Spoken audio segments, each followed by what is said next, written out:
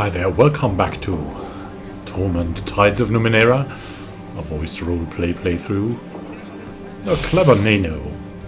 She's an explorer at heart, and at the moment she also has a good heart for this guy here, Riz. He's being tormented and killed,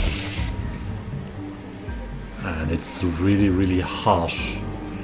And we just want to save this guy.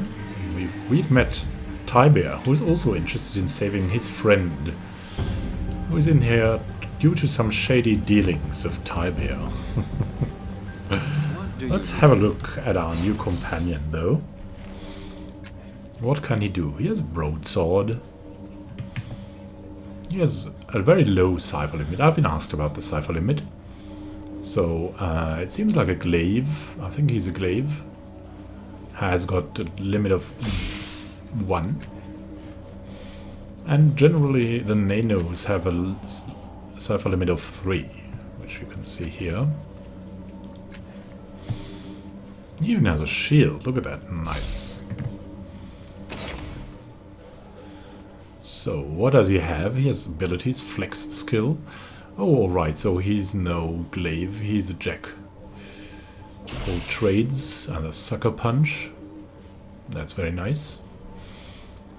A hook. The captain. And a feint. And he's an elocutioner. Strange ability, but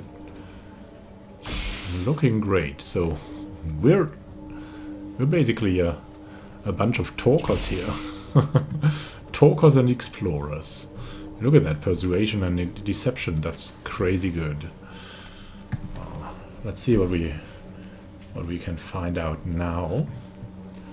Now, he told us to go to the government square, and as quests in this game are, from my experience in the early access, often when you start the quest it is time bound. So we might just go ignore all the rest and go directly over to the government square, which is this way.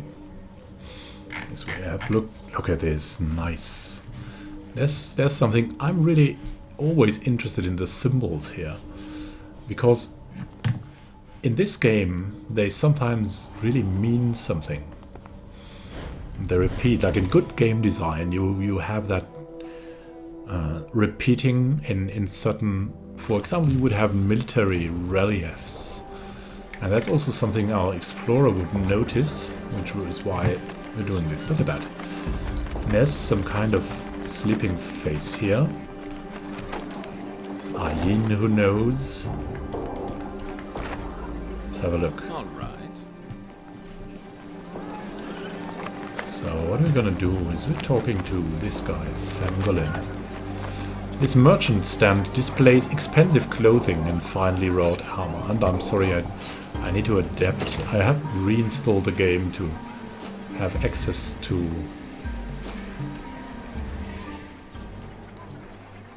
my save games again. Had problems with that. So we need to talk to Sangolin. Tall, thin, and exquisitely dressed older man stands in the shade of an exquisitely crafted stall. The cut, color, and quality of his clothes are a symphony of harmonious coordination, while the expression of benevolent condescension he gives you would be more at home on the face of a king. Good afternoon, he says, bowing slightly. I am Sangolin, and this is my store, Sangolin's Fittings. Welcome. How may I be of service? What do you sell here, good Sangolin? I sell the finest city wear for discerning men and women, as well as quality armor for those traveling to less civilized locales.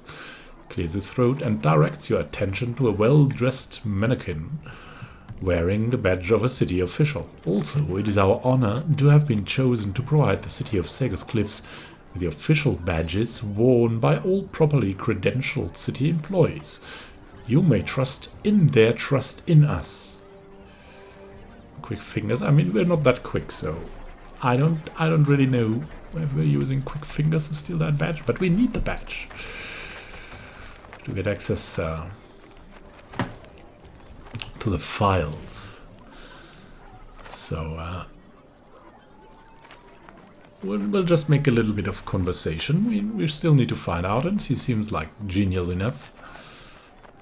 Tell me about Government Square. Of course, ma'am.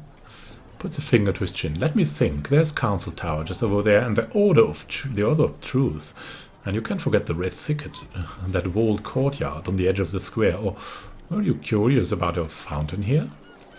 Oh, that's very interesting things. Can you tell me first about the Order of Truth? I want it from neutral words, so to say. They are a credit to our city. Wise scholars and deep thinkers, he smiles. Excellent customers as well. They are very particular about their robes. Alright, so they are good customers, and so he loves them. What is the Red Thicket? The Whispering Wood, I call it. A very curious and ancient place. You can speak as loudly as you like in there, and none but your partner can hear you. A great place for diplomacy. Oh, that's good to know. So we'll go to the Red Thicket if we have something special to discuss. And tell me about the fountain too. One of the stranger and more poignant attractions in the square. The creatures in it are called jellies, and they chatter in 1,000 dead tongues. The priests say that a new jelly is born each time an old language dies. Shakes his head. You could listen to them for a month and never hear the same language twice, or understand a single one. Well, thank you. That was pretty informative. But the Council Tower? What is about that? It is ancient beyond reckoning. The tower's roots go all the way down to the forges in the underbelly, and within it sits the Council of Sega's Cliffs, the finest, fairest legislative body in the Ninth World. And I don't say that just because they are my most valued patrons. They have run the city well for centuries, and thanks to me, they look magnificent while doing it. All right, let me ask you something else. Certainly, ma'am. What about the people in this district? You certainly, as a trader, you know a lot of people, all right? I'm not one to gossip, sir, but if you insist, who do you wish to know about? All right. Don't know anyone yet, so... can I buy an official city badge? City badges are not to sale for anyone, to anyone. They are given to duly elected or appointed public servants of Sega's Cliffs, and it's illegal for me to give them to anyone who does not work for the city. I would be breaking the law. It considers, of course, most public servants do offer me some remuneration for the materials, but no, I would not take the risk, nor betray my trust. Scan thoughts. Too risky. About 80 shins worth of risk, I'd wager. And we have 17, so that's not enough. But you won't be breaking the law, Tybell says. My friend here has just been made Undersecretary to Overseer Yin. A messenger should be coming shortly with a letter of commission, but you know how Yin is. Always a bit sloppy with his paperwork. That could work with Tybell.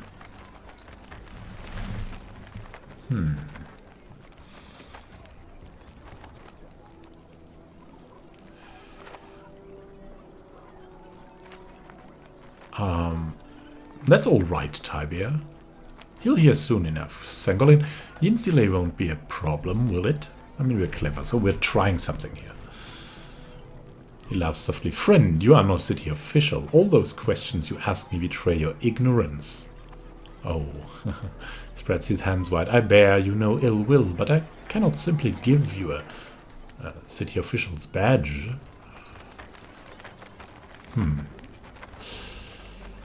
Alright, so we were wrong, but let's maybe try the quick fingers.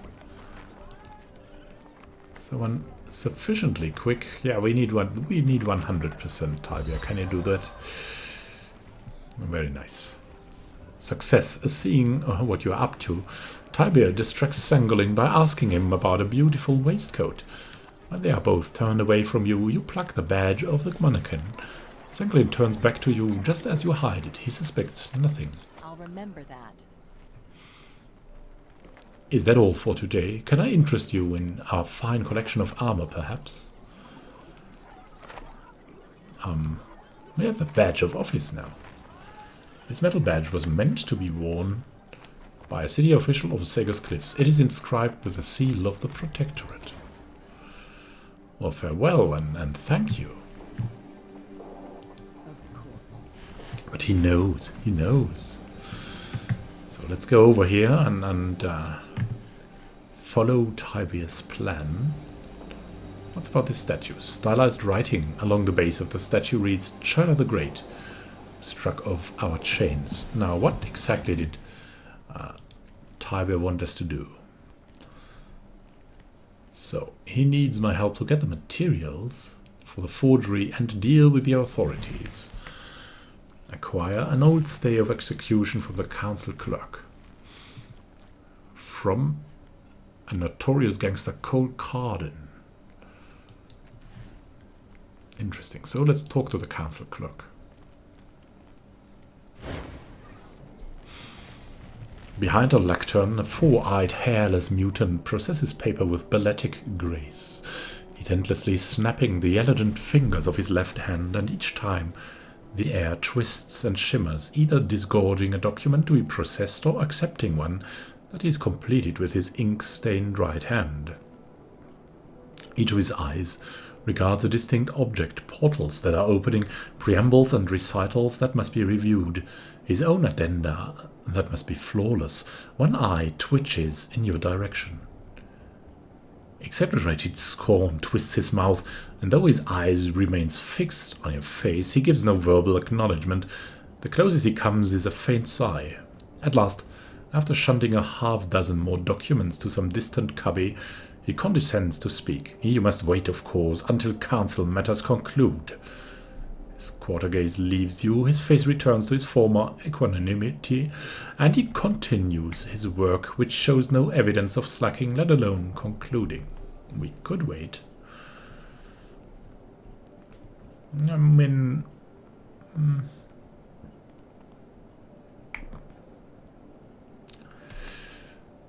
we could just wait. It would be probably the less... but maybe we don't have that much time, right? Riz will die. And as I already said, I've learned in the early access that most quests here are time critical. We'll use persuasion, maybe. That's a little more courtesy than intimidation, a little more polite. I assure you that my matters are important enough to be worth a moment of your time. Oh my god, 75? That's not good. And he's better, right? He could get to the 100. Tiber is so useful in saving his friend. The clerk conveys his personal regard for the importance of your matters with a long, loud sigh, but he focuses one of his eyes on you and replies, Very well. Let us weigh the worth of your needs, shall we? What is it that you want? I'd like to talk about paperwork. Faint sigh is the only acknowledgement you receive. Oh, we need one more persuasion. Or deception. Deception is something we can do ourselves as well. So, I'm a special liaison from the Judicial Oversight Committee, and I need to inspect a stay of execution issued for Cole Cardin. There are concerns of corruption. 90% is what we're getting. And with him... Tiber is so good. Yeah, let's go Tiber. The clerk hesitates for a moment, then shrugs. It happens that the letter was consigned to destruction by year's end anyway, given the confirmation of Cardin's demise. With a snap of his fingers, a letter appears, and he looks it over. Yes, yes, here we are. Quite the criminal he was, and no slouch in treason, but who am I to question the clemency of our peerless counsel? He hands it to you with a slight sniff. Let me check for errors. Tiberius snaps with an angry look at the clerk. Of course, I shouldn't have to, but we wouldn't be here today if a mistake hadn't been made by someone in a position of authority. So this letter grants a stay of execution for a criminal named Cole Cardin, whose principal crime appears to have been treason. The paper is old, and it looks like it's passed through many hands, but it is certainly legitimate. You delightful maniac. Here. We're doing this here. Oh man.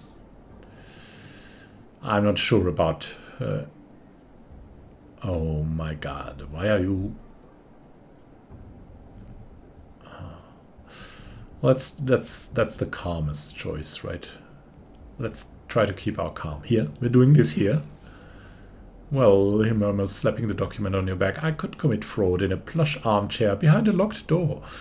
He leans around your shoulder, flashing a grin. But where's the fun in that? You feel him writing something on the document, presumably Riz's name, before slipping it into your pouch and giving a polite little cough to catch the council clerk's attention. Everything appears to be in order, he says, mouth set in a stern line. I meant no offense, of course. Making a note. The clerk turns a single angry eye Tiberius' way. Of course I understand, he says, his voice shaking. The eye moves to you. Do we have any other matters to discuss? I'm quite busy today. I'd like to ask you some general questions. Faint sigh is the only acknowledgement you receive. So, that would be maybe a little bit suspicious. Let's come back later, so farewell. The clerk gives no acknowledgement that you heard and merely continues with his work. So let's go back with that letter, right? Save Riz. Yes. No time to talk. We need to save someone. Attacking is rarely the only solution to a crisis. Try interacting with objects in the environment or talking to your foes. Yeah, as we've seen at the start. So let's see if we can save that good Riz. Of course. That innocent man. Let's talk to Yin. The official gives you an annoyed look. What is it now? This man has a full pardon. Release him immediately. He scowls at you. You were here before, and you didn't have that badge. Do you work for the city or not?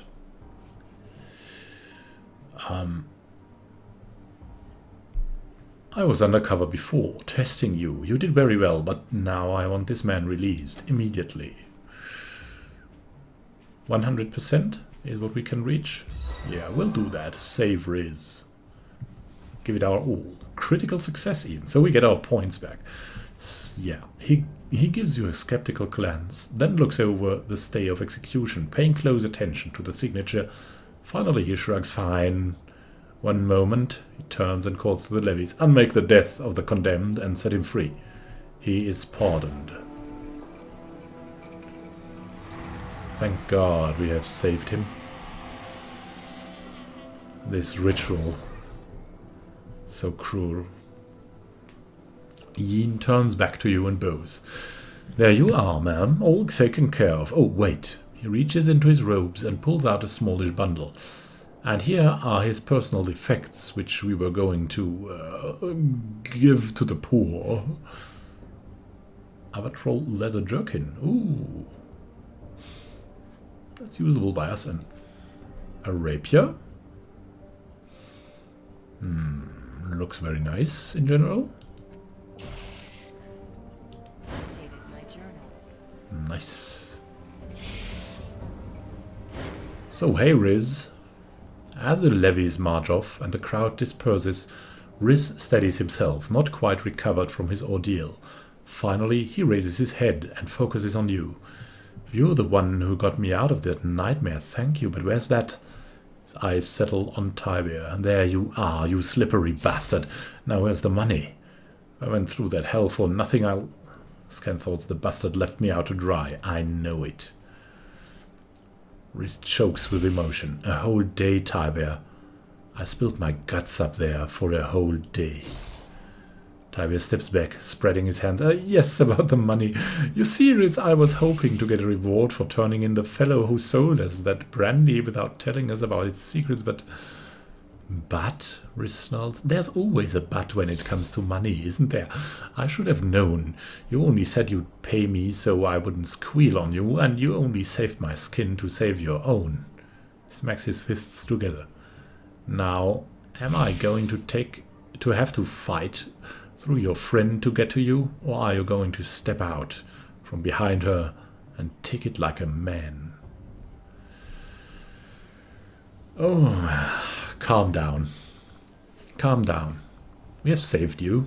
That has to count for something. Riz, tell it from the beginning.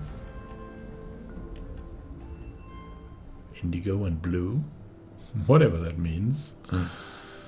Riz spits, then wipes his lips. There isn't much to tell. Captain Silvertongue here talked me into a dirty job, then disappeared like an abacus, and left me holding the bag when it all went sour. Oh, Riz, says Tibia, can you blame me for running when I had a chance? You would have done the same, and besides, if I hadn't, we would have both been sentenced to die, with no one to free either of us. Scanthol's lucky that, if my tattooed friend hadn't come along, we'd both be executed in any case. Riz stabs a finger in Tibia's face. You only wanted to free me because you knew you'd be next on the block once the Devourer ate me. Ah. The Devourer. How would the Devourer of Wrongs know that Tibia was involved? A Dendra or her, says Riz, consume our memories with our flesh. Oh, we have heard that before. They know everything by the time they finished eating us, and Tibia knew I'd have plenty of memories of him, didn't you, you coward? And what was the job? Tibia said we were transporting black market booze to Mrajolius, but he didn't tell me that he'd hidden state secrets in one of the bottles using some liquid Numenera trick, which turned a slap on the wrist crime into a damned death sentence. Death sentence? Tibia says with an uneasy grin. You're alive, aren't you? Scan thought I'd have told him eventually. Ignorance was supposed to keep him safe. Riz glares at Tibia from under lowered brows. That's as maybe, but you certainly seem to know when the levies were going to come calling. He looks at you. The council somehow got wind of the deal and came after us. Funny how I was the only one home when they knocked on the door. Ah, Riz, yeah. I'm with Riz here. Tibia, you should make amends to him. He's the one who has suffered here. That's right, Riz snarls. And you can start by giving me my share of the spoils.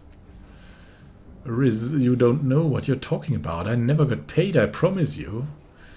Isn't over, self-serving bastard. Riz jabs a finger in Tibia's face. Hide behind your friend if you like. But she won't keep you safe forever. You're dead, Tibia. Do you hear me? Dead. Nice. We've saved a man from death and get a death threat. Ah.